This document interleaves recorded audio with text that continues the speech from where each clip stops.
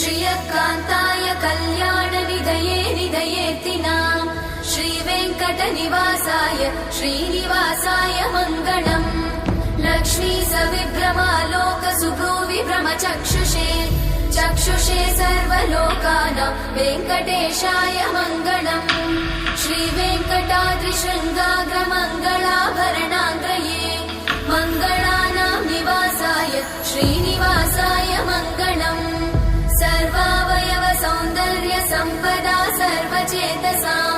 सदा सम्मोहनायास्तु वेङ्कटेशाय मङ्गलम् नित्याय निरवध्याय सत्यानन्दचिदात्मने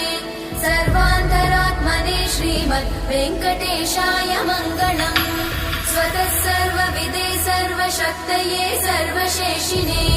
सुलभाय सुशीलाय वेङ्कटेशाय मङ्गलम्।